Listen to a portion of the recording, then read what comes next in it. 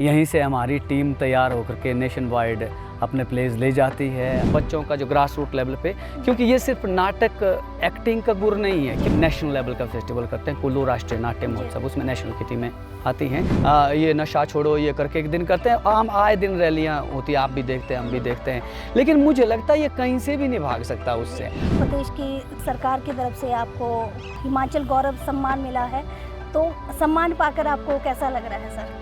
देखिए,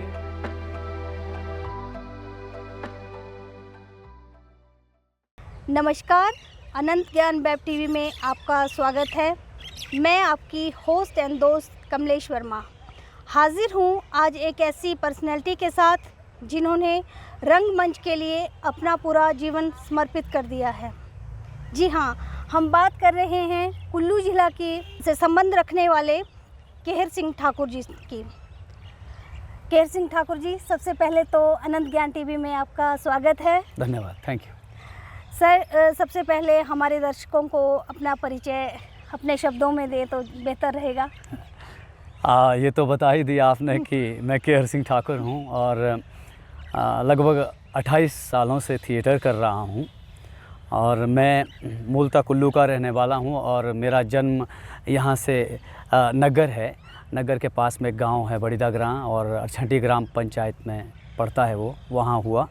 और मेरी बाकी कर्म भूमि जो है सारे भारत में थिएटर सीखते हुए और फिर मैंने यहीं पे थिएटर करना शुरू कर दिया, यहीं जहाँ हम लालचंद प्रार्थी कला केंद्र में बैठे हैं, और बहुत सालों से किया। और यहीं से हमारी टीम तैयार होकर के नेशन वाइड अपने प्लेस ले जाती है और अब भी नए लोग तैयार हो रहे हैं। यही छोटा सा परिचय है। सर, वैसे तो आपको कई प्रतिष्ठित पुरस्कारों से नवाजा जा चुका है, लेकिन अभी हाल ही की बात की जाए तो प्रदेश की सरकार की तरफ से आपको हिमाचल गौरव सम्मान मिला है, तो सम्मान पाकर आपको कैसा लग रहा है सर? देखिए, सम्मान का तो थप्पड़ भी अच्छा होता है, ये तो पुरस्कार है, तो अच्छा लग रहा, बहुत अच्छा लगा। और सबसे बड़ी बात ये कि मुझे इस बात की बहुत खुशी है कि सरकार ने मेरे जो इतने सालों का श्रम है, जो काम किया ज़मीनी स्तर पे, जो काम किया एक मतलब सोशल चेंज के लिए, कि ये क्योंकि ये थिएटर की जो काम होता है, जर्नी होती है, इसमें ये डायरेक्ट दिखता नहीं है, ये थोड़ा सा सब टेक्स्ट में काम होता है और वही चेंज होता है। और उस तरह के जो काम किए यहाँ बैठ करके और सारे भारत तक जाने की कोशिश की हमने, जाते हैं, तो उस काम को रिकॉग्नाइज़ किया, तो ये बहुत बड़ी बात है कि मतलब सरकार ने रिकॉग्नाइज़ किया और मैं थैंकफुल हूँ कि मुझे मेरे काम को रिकॉग्नाइज़ किया और ये पुरस्कार मिला। तो डेफिनेटली और उत्साहित हूँ और काम करने का जो है ज़िम्मेदारी और बढ़ जा रही है, तो और दूने जोश से करूँगा काम। यही आपकी शिक्षा दीक्षा की अगर बात की जाए तो कहाँ से हुई और किस गुरु के सानिध्य में आपको आगे बढ़ने का जो है मदद मिली है? देखिए, जो रही स्कूली शिक्षा और कॉलेज की बात रही, तो ये तो मेरी कुल्लू से ही हुई और कुल्लू कॉलेज से ही मैंने बीएससी नॉन मेडिकल में किया और उसके बाद मैंने इंदिरा गांधी ओपन यूनिवर्सिटी से PG diploma journalism mass communication में भी किया। तो इसके बाद मैं थिएटर करता रहा और मेरे थिएटर के पहले गुरु यहीं पे टहल सिंह उर्फ मयूर ठाकुर हैं। वो तो काफ़ी सालों से अब थिएटर नहीं कर रहे हैं। और उसके बाद जो मेरे जिन्होंने मेरी ज़िंदगी बदल दी, जो मेरे गुरु हैं, पिता, मतलब जिन्होंने मुझे ये दुनिया दिखाई, वो स्वर्गीय श्री अमिताभ दास गुप्ता जी और मेरी गुरु माँ नूर ज़हीर जी। और उनके सानिध्य में मैंने 13 साल तक रंग कर्म की बारीकियाँ सीखी और सारे भारत में ट्रैवल करता रहा, क्योंकि जो मेरे गुरु थे वो आईएएस एकेडमी मसूरी में भी विजिटिंग फैकल्टी थे और शांति निकेतन विश्व भारती यूनिवर्सिटी, वहाँ भी विजिटिंग फैकल्टी थे। तो मुझे भी बहुत बार जाने का, उनका असिस्ट करने का उनका मौका मिला। तो सारे भारत में बहुत जगह करते रहे, तो उससे बहुत सीखा और उन्होंने ही मुझे इस दुनिया को दिखाया कि एक रंगमंच की दुनिया जो है, एक ये कहा जाए कि मतलब he was not my biological father but he was my father. तो मतलब एक गुरु जो हैं उन्होंने मुझे दुनिया दिखाई और साथ में उन्हीं की अर्धांगिनी थी श्रीमती नूर ज़हीर जी, और वो बहुत विख्यात लेखिका हैं और ये रंग व्यक्तित्व और कथक नृत्यांगना रही हैं, तो उनका भी सानिध्य प्राप्त हुआ, उनसे भी बहुत सीखा, तो उन्होंने ये दुनिया दिखाई मुझे। सर, आप करीब 28 दशक से इसमें एक्टिव मुनाल कल्चर के बैनर तले कुल्लू रंग मेला और जिला, राष्ट्रीय और अंतर्राष्ट्रीय स्तर पे जो है नाट्य उत्सव करवाते रहते हैं, तो कितनी व्यस्तता रहती है सर? ऐसे में आप खुद को और परिवार को मतलब कैसे समय दे पाते हैं? देखिए, परिवार की तरफ से तो साधु ही हैं लगभग ये समझ लीजिए, और मैं खुशनसीब हूँ कि मेरी जो वाइफ है वो भी थिएटर ही करती हैं। मेरा बेटा है, अभी 9th स्टैंडर्ड में पढ़ता है, तो हम तीनों की फैमिली, मेरी माँ है अभी बुज़ुर्ग हैं 85 ईयर्स, कभी मेरे पास रहती हैं, कभी मेरे बड़े भैया के पास, तो ज़्यादातर हम तीनों ही रहते हैं। तो हमारे घर में थिएटर का ही माहौल है, और झगड़ा परिचर्चा जो रहती है तो वो कला संस्कृति की और यही इसकी रहती है। तो उन्होंने भी अपने आप को पूर्णकालिक रूप से थिएटर में ये कर दिया समर्पित, और हालांकि उनको जॉब मिली थी, शी वॉज TGT साइंस की नौकरी गवर्नमेंट उसमें, तो लेकिन उन्होंने छोड़ दी। तो मैंने कहा देखिए आपकी मर्ज़ी है, आपको लगता है काम करना तो रोटी तो हम कमा ही लेंगे, तो बाकी तो देख लीजिए। तो शी इज़ ऑल्सो, तो इस तरह से क्या है कि हमारी जो फैमिली है, फैमिली ही हम थिएटर में है मतलब, तो इसलिए ऐसा उतना नहीं लगता है कि फैमिली को अलग टाइम देना ये, क्योंकि हमारा टाइम जो है अभी जैसे बच्चे को छुट्टी होती है तो बाहर उनके बच्चों के बाकी उनके फ्रेंड्स होते हैं, वो कहीं घूमने जाते हैं, छुट्टी में जाता है। हम ऐसा होता है कि भाई अब कहाँ का शो प्लान हो रहा है, तो बहुत बार सर्दियों में छुट्टी होती है तो हम मतलब राजस्थान साइड में शोज़ करते हैं, तो उधर ट्रैवल करते हैं, तो मतलब बच्चे की छुट्टी भी जो है उसी में निकल जाती है कि भाई घूमने भी जा रहे हैं और शोज़ भी कर रहे हैं प्लेस के। तो मतलब ऐसा एज सच मैं सौभाग्यशाली हूँ कि मेरी फैमिली मुझे समझने वाली है। जो रही फेस्टिवल्स ऑर्गेनाइज़ करने की बात, वो हम एक तरतीब से करने की कोशिश करते हैं कि शुरू से चिल्ड्रन थिएटर फेस्टिवल, फिर कुल्लू रंग मेला हमारे संस्था का अपना एक है जिसमें सारे नए पुराने नाटक एक साथ करते हैं हम। उसके बाद एक ज़िला स्तर का नाटक शुरू किया हो कि ज़िला की टीम में जो नाटक ग्रुप करते हैं तो उनके नाटक बुला करके कुल्लू नाट्योत्सव, और उसके बाद एक स्टेट लेवल का करते हैं हम जिसमें हिमाचल भर की टीमें बुलाते हैं, हिमाचल नाट्य महोत्सव, और उसके बाद एक नेशनल लेवल का फेस्टिवल करते हैं कुल्लू राष्ट्रीय नाट्य महोत्सव, उसमें नेशनल की टीमें आती हैं। इस तरह से बाकी वर्कशॉप्स करते हैं और व्यस्तता रहती है। और इसमें व्यस्तता तो ऐसा नहीं है कि हमारी सांस लेना उड़ना भी छाना थिएटर में ही है, लेकिन सबसे ज़्यादा होता है मैनेजमेंट, और जो बड़े फेस्टिवल करने हैं उनके लिए फाइनेंशियल मैनेजमेंट का बहुत बड़ा ये हो जाता है, प्रॉब्लम्स होती हैं, तो उसमें थोड़ी सी ज़्यादा वो हो जाती है। बाकी तो मैं इंजॉय करता हूँ इस प्रोसेस को, यही कहना चाहूँगा। अच्छा सर, आप सरकारी स्कूलों में भी निःशुल्क जो है बच्चों को रंगमंच के गुर सिखा रहे हैं, तो कार्यशालाएं जो लगा रहे हैं आप, इसमें सरकार की तरफ से या मतलब कोई हेल्प आपको मिलती है कि अपने स्तर पे आप कर रहे हैं? और कोई ऐसा बड़ा कलाकार जो जिन्होंने आपसे गुर सीखे हों और आज आपके बॉलीवुड में या कहीं और अपना नाम कमा रहा हो?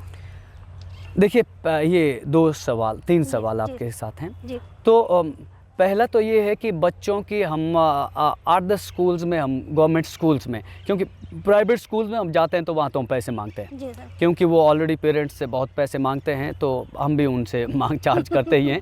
तो लेकिन जो गवर्नमेंट स्कूल्स है, गवर्नमेंट स्कूल में जो है इस तरह की एक्टिविटीज़ के लिए ये नहीं है, एक्सपोजर नहीं है बच्चों को। हालांकि बहुत टैलेंटेड बच्चे मिलते हैं गवर्नमेंट स्कूल में, और मेरा मानना ये है कि गुदड़ी में ही लाल होते हैं, तो वहीं से तो ये करते हैं हम। इसमें कभी कभी हमें ये या डिस्ट्रिक्ट कल्चर काउंसिल है एक, उससे कभी कभी थोड़ी बहुत मिलती है किन्हीं सालों में। अदरवाइज़ हमने जो मैंने ट्रेंड किए हुए हैं, मेरे साथ काम कर रहे हैं जो आर्टिस्ट्स हैं, तो उनसे ये मैंने गुजारिश की है कुछ साल पहले, लगभग 10 साल हो गए इनको लगातार करते हुए इन वर्कशॉप्स को, कि भाई साल में एक बार फ्री में करना है हमने, ये स्कूलों में जा कर के करना है। तो अलग अलग स्कूल में जाओगे तो वो होती है 21 दिन के आसपास की वर्कशॉप्स होती है, तो ये करना है, तो उसके लिए सभी तैयार हैं। क्योंकि मेरे पास ज़्यादातर जो आए हुए हैं आते हैं वो गवर्नमेंट स्कूल के निकले हुए हैं, और उनको पता है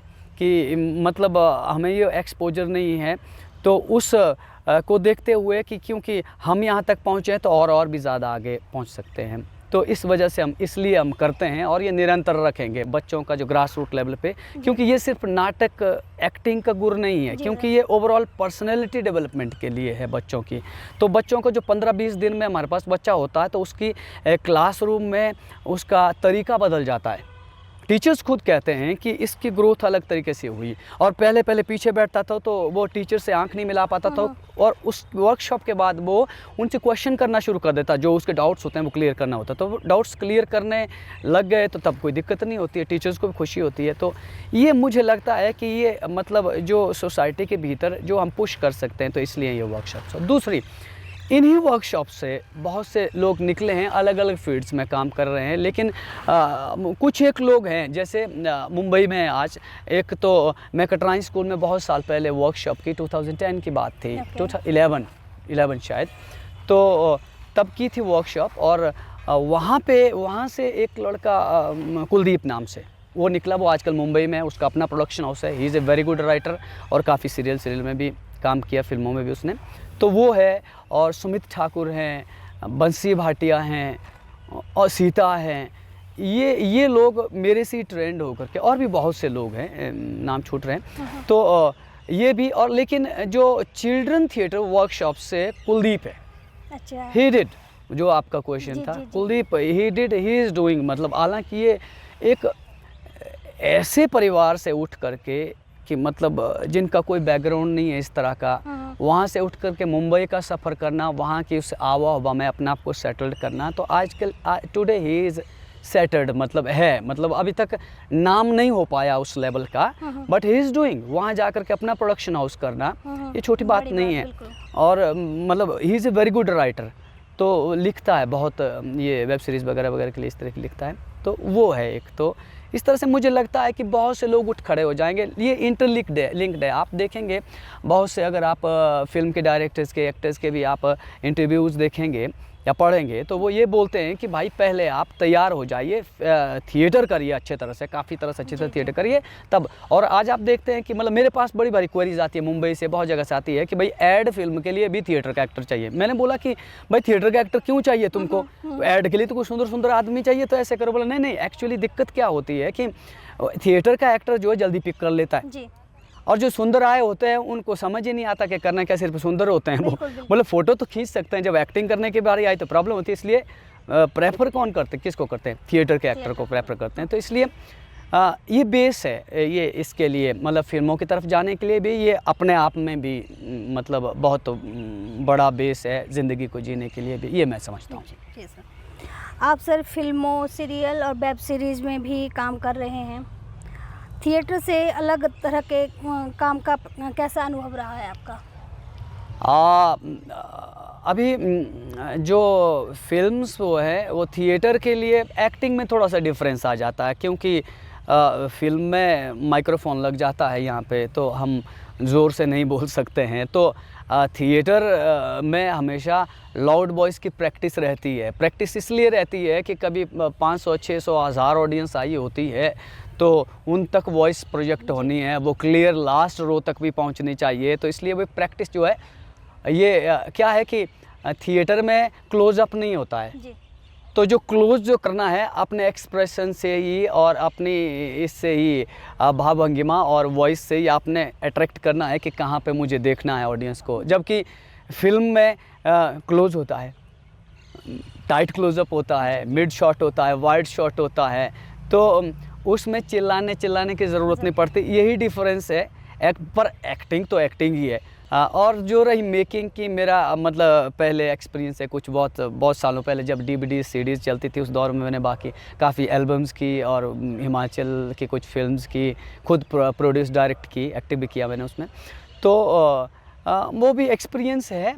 और आज एक अपॉर्चुनिटी, बहुत बड़ी अपॉर्चुनिटी जो सोशल मीडिया आ गया हमारे पास, तो आज की डेट में अपॉर्चुनिटी जो है कहीं भी बैठ करके आदमी कहीं का भी हो सकता है, ये सबसे बड़ी बात एक है। और इसलिए मैं तो अपने जो रंगकर्मी, जो थिएटर के साथी हैं, उनको कहता हूं कि भैया आप अपने आप को यहीं से राइज करो।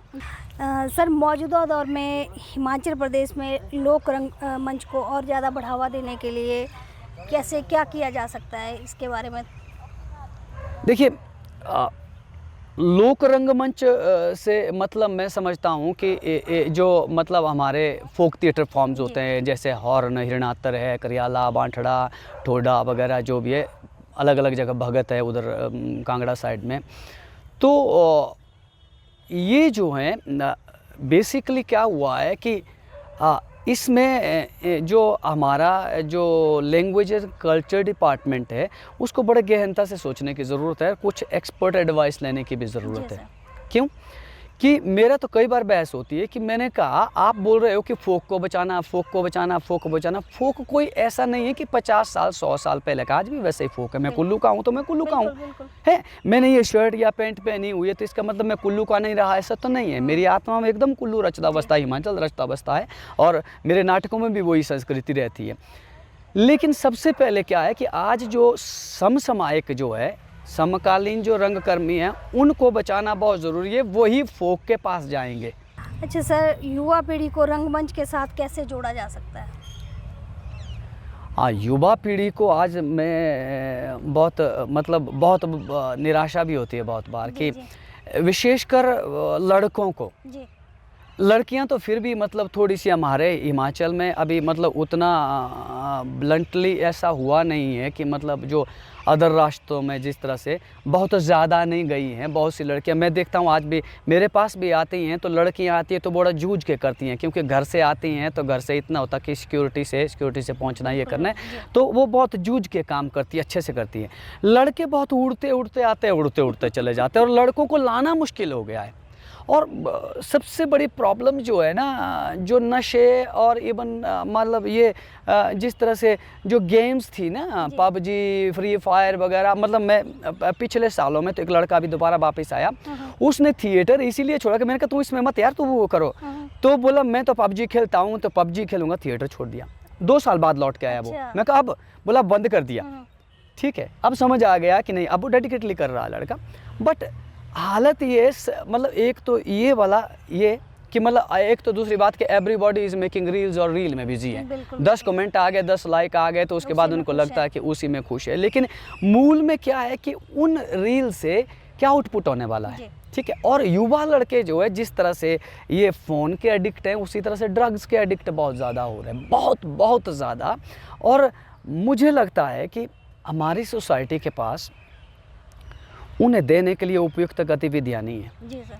मेरा बार बार कहना है कि हम जो है नशे को नारों, भाषणों और रैलियों से नहीं भगा सकते हैं। बिल्कुल, बिल्कुल। उससे हम युवाओं के स्कूलों के हम रैलियाँ करते हैं, ये नशा छोड़ो ये करके एक दिन करते हैं, आम आए दिन रैलियाँ होती है, आप भी देखते हैं, हम भी देखते हैं। लेकिन मुझे लगता है ये कहीं से भी नहीं भाग सकता उससे। हमें उन्हें जैसे स्पोर्ट्स की, कल्चर की, इस तरह की लॉट ऑफ एक्टिविटीज़ देनी पड़ेंगी, लॉट ऑफ एक्टिविटीज़ देनी पड़ेगी। उन एक्टिविटीज़ में हमको इन्वॉल्व करना पड़ेगा यूथ को, और तब जाकर के क्या होगा कि जब उन एक्टिविटीज़ में फुटबॉल खेल रहा होगा तो वो फुटबॉल अच्छे से नहीं खेलेगा, तो उसको लगेगा कि मेरे दर्दें क्यों हो रही है, दर्दें हो रही है, तो वो डेफिनेटली ही विल टेक गुड डाइट। बिल्कुल बिल्कुल, गुड डाइट लेगा, दूसरे दिन जल्दी उठेगा, ये प्रैक्टिस करेगा, ये करेगा। तो ये जो चीज़ें, इसी तरह से जैसे थिएटर इसमें बहुत ज़्यादा एक औजार की तरह साबित हो सकता है अगर मतलब गवर्नमेंट इस पर ध्यान दे तो पूरे दमखम के साथ पार्टिसिपेट करने लगेंगे। नहीं तो वो उसी दमखम को कहाँ, नशे में, ड्रग्स में, वहाँ पे वो कर रहे हैं, ख़त्म हो रहा। और अब क्या हो रहा है कि उसमें फिर एक अलग अवस्था में आ जाते हैं, इस अवस्था में आ जाते हैं, उनको कोई लेना देना नहीं होता है, घर वालों को समझ नहीं आता है, घर वाले सीधे सीधे बोलेंगे क्योंकि।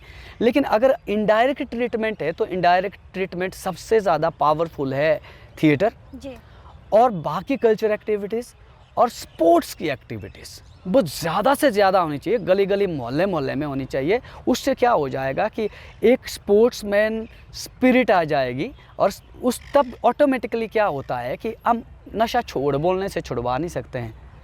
अगर उसको रियलाइज़ हो कि यार इसके वजह से मुझे प्रॉब्लम आने लगी अगले दिन में, जब मैं स्पोर्ट्स में हूँ या कल्चर में हूँ, मैं थिएटर कर रहा हूँ, एक्टिंग कर रहा हूँ, उसमें प्रॉब्लम होना शुरू हो गई है, तो वो ऑटोमेटिकली उसको कम करना शुरू कर देगा। बाद जिसमें आदत पड़ जाएगी उसमें खो जाएगा और इसको छूट जाएगा।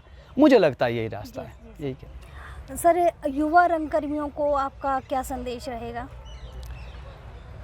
युवा रंगकर्मियों को यही कहना चाहता हूँ कि जैसे मैंने पहले भी कहा कि अभी ना आज की डेट में ऐसा नहीं हुआ है कि थिएटर वाला, फिल्म वाला जी। ऐसा नहीं रहा। ये एक ही हो गया है कि बहुत से लोग तो थिएटर को फिल्म तक पहुंचने की सीढ़ी करके जाते हैं। मैं गलत नहीं समझता हूं उसको, क्योंकि लोकप्रिय होना है, थिएटर में पैसा नहीं है, कम है और मतलब धन नहीं मिलता है, यश मिलता है तो पूरी ज़िंदगी लगाने के बाद उसका इंतज़ार किसी को वो भी नहीं मिलता है।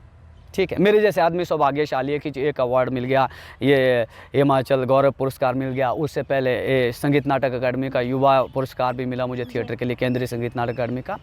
तो सबको मुश्किल होता, हालांकि उनकी भी ऐसा नहीं है कि उन्होंने मेहनत कम की होती है, तो किसी किसी की मेहनत रंग लाती है, किसी का रंग नहीं लगती है। बिल्कुल बिल्कुल। तो मेरा ये कहना है कि देखिए दोस्तों, अच्छी तरह से रेकी करें कि आपने थिएटर में करना है तो थिएटर क्यों करना है, आपने फिल्म में जाना है तो फिर कैसे करना है। तो दोनों फील्ड्स की अच्छे से रेकी करें, या आपने बैलेंस बनाना है इन दोनों का कि थिएटर भी फिल्म भी, तो बैलेंस कैसे बनाना है। हाँ, मतलब ये सबसे बड़ी बात ये है कि मैं हर आदमी को, हर युवा रंगकर्मी को, युवा एक्टर को जो फिल्म में भी जाना चाहता है, उसको ये कहना चाहूँगा कि पहले अच्छे से थिएटर करें, उसके बाद ही मुंबई जाएं, अच्छे से सीखें, क्योंकि मुंबई एक सब्ज़ी मंडी है। मुंबई सब्ज़ी मंडी है, समझ लीजिए कि वहाँ बोली लगती है, वहाँ कास्टिंग डायरेक्टर बैठे हुए हैं, वहाँ 400 लोगों की एक कैरेक्टर के लिए लाइन लग जाती है। ठीक है, तो 400 लोगों की लाइन में सभी लोग अच्छे होते हैं, बहुत से अच्छे। अगर आप सीख के आप सोचोगे वहाँ जाके सीखूंगा तो वो नहीं होता है, क्योंकि ये ऐसा समझें, इस तरह से समझें हम कि जैसा एक सेब होता है ना, सेब अगर कम पका हुआ सब्ज़ी मंडी में लाए तो उसकी बोली सस्ती लगेगी।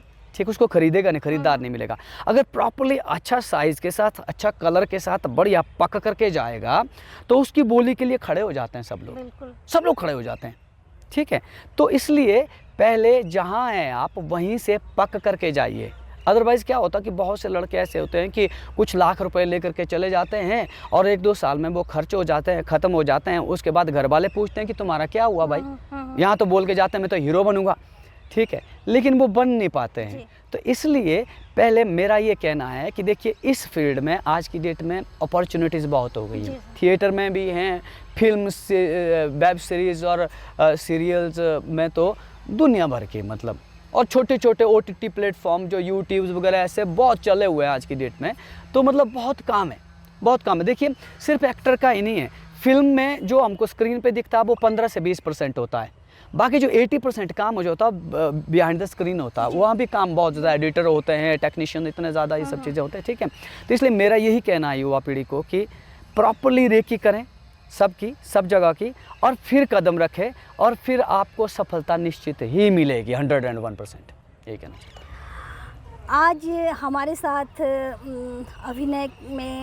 अभिनय की दुनिया में अपना लोहा मनवाने वाले केर सिंह ठाकुर जी ने अपनी कहानी, संघर्ष भरी कहानी, अपनी जुबानी हमारे दर्शकों को बताई। ऐसे ही ताज़ा तरीन खबरों के साथ अनंत ज्ञान टीवी के साथ जुड़े रहें। तब तक नमस्कार।